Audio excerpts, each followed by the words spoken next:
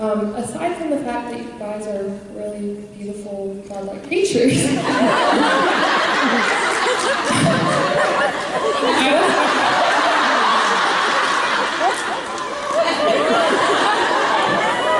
Continue.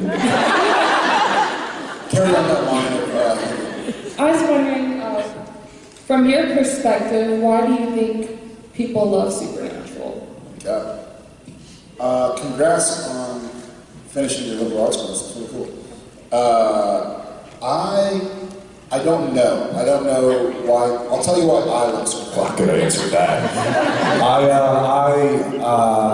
don't know. No. I can't. That's my perspective. I think I know enough to know that I don't know the motivations and the hearts of other people. I can just kind of be empathetic and compassionate. But I'll tell you why I love Supernatural. Some of the reasons. I love, first and foremost, I think, what it's become as far as this family, our behind-the-scenes family, our crew.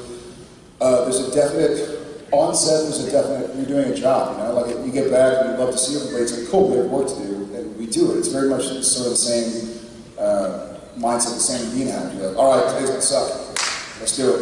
But it's comforting. Everybody has problems, no matter if you're a trillionaire or destitute, no matter if you're beautiful or less aesthetically pleasing, no matter if you're tall or short, or fat or thin, or black or white, whatever it is, everybody has issues and problems they deal with. And what I find comfort in, one of the things I like about Supernatural, is seeing these guys go through something, and it's a fictional story, right? But you see these guys go through something that you can't imagine, but choose to keep going and choose to try and find the positive.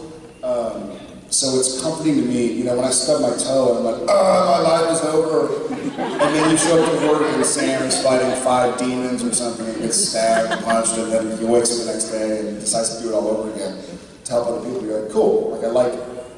I guess Jared, long before Supernatural, romanticized that idea of making a sacrifice and planting seeds in the garden that you'll never see grow. Doing something for somebody maybe they don't even know about. So that's kind of what came to my mind when you asked the question. It's just seeing these guys go through something much more difficult than they'll ever have to, and choosing to keep going. It's the underlying message, I think, throughout the whole show, that you just, they never give up. They never say die, even though they have multiple times. But I think that if you can get hooked in the beginning with the car and the music and the action and all that kind of stuff, and then you settle into it and you realize that it's really a show about 2 brothers and their struggle to survive in this world that is supernatural. And I think that we're all trying to survive in this world that might be different from the next person. And if you can find that support team, you can find a way to continue moving forward, then I think that's really what the show has always been about. And I think that's what people, at least in my experience, have kind of gravitated towards. And we got told very early on by Kripke, he was like, listen, this is a show, it's a scary movie, we're going to try to make a scary movie every week. But at the end of the day, it's about 2 brothers. And it's like, that's why I'm going to lean on you to be each other's support system, because it's going to show us on screen.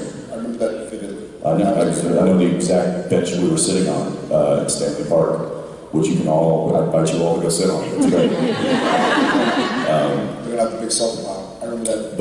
But yeah, so I think that's, from my perspective, that's what people have kind of latched on to, and that's what's continued us going for 14 seasons. Yeah. And it's neat. It's neat